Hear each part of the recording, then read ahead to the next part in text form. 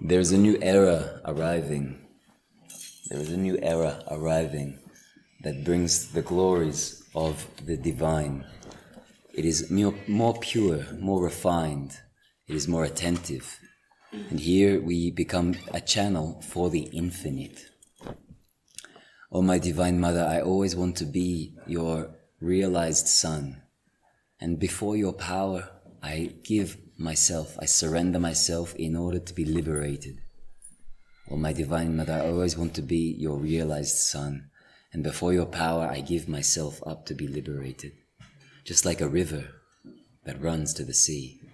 There are currents carrying away the fear, and with the trust to pass over the boundaries of myself. And no longer can excuses be supported, for the moment is now. The time of becoming is complete. It embraces that which still remains. And here I am dying to the past. And here I do not even yearn for the future. And here my crown, it has a golden shine, a golden halo. It is the proof of the nectar of this love that has ripened within me.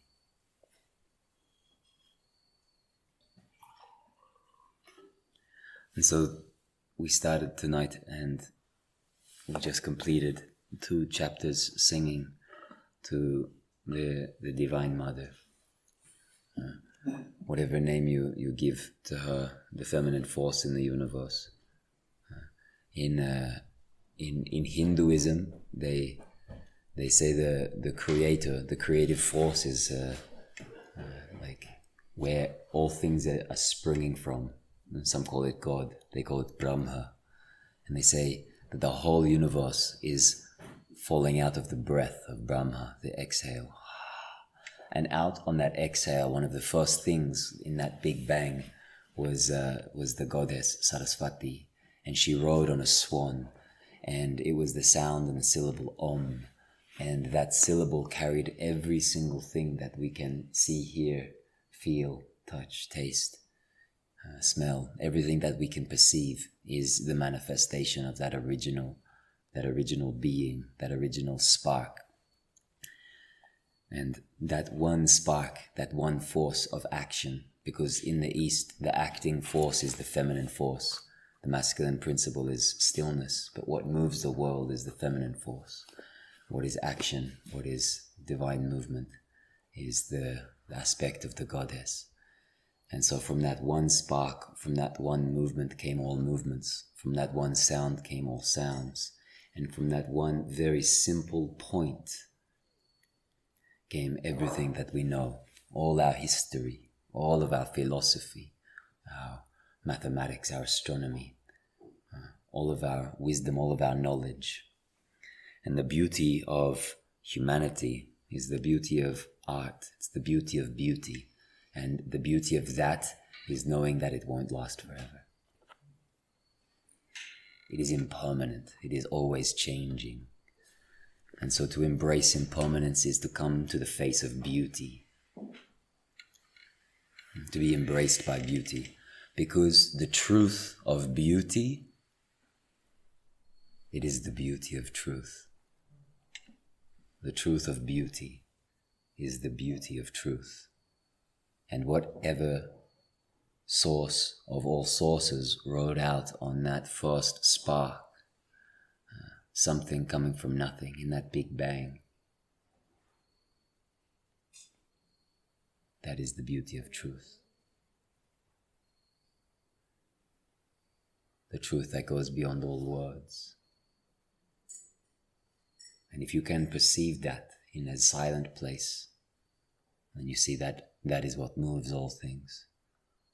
And sometimes our minds confuse it, but from one vantage point, there is a perfection in the universe. If we zoom out far enough, there is something that can embrace everything. All of the evil, all of the atrocity, all of the wrongdoing. If we zoom out far enough, there is something that can embrace everything, and in fact is embracing everything. Because there is an aspect where everything is everything. And in that place, everything falls into itself. Just like light upon light upon light upon light. it rests. So one of the songs we sang before said, "Oh my Deus, oh my, oh mother, mother of God." Because there's a sacred wisdom, a teaching that says all things have a mother. All things have a mother. So mother of God, who is the mother of God?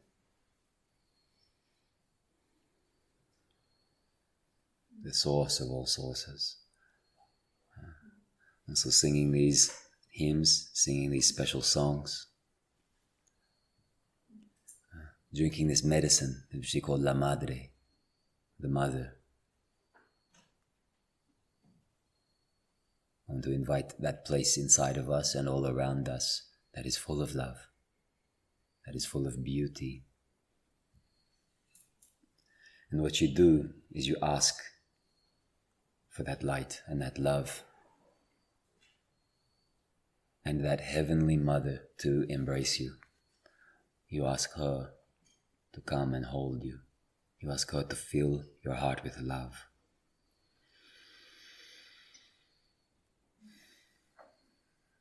You ask her to forgive your wrongdoings.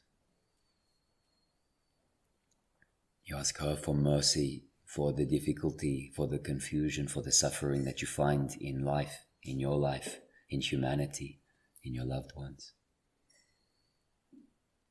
And you ask her for compassion to understand all that you don't understand.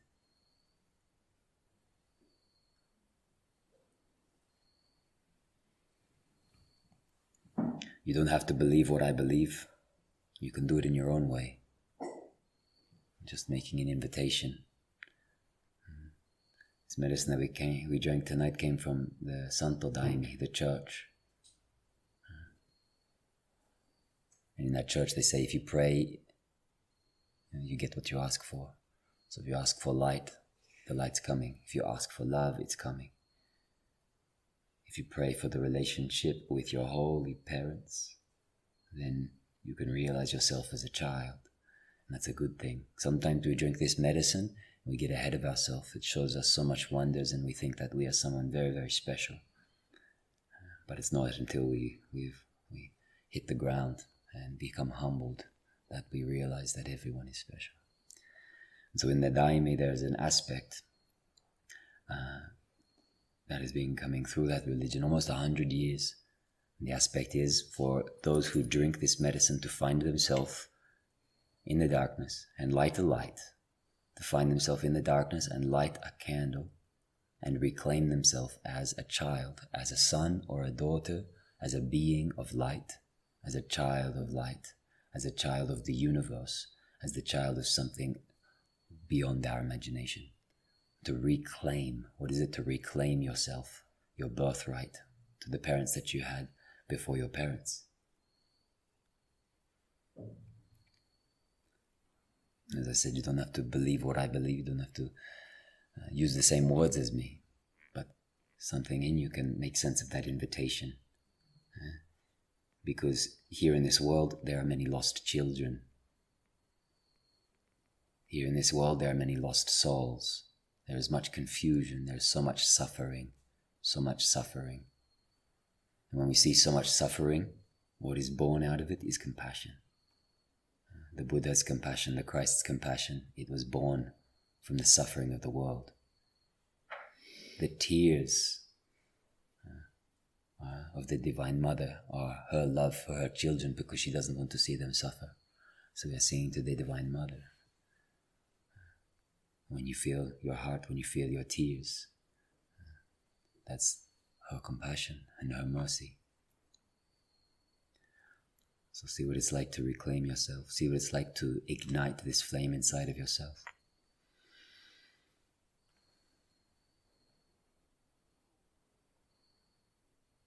There's a poem by Rumi. He said, "Whoever brought me here is going to take me back home.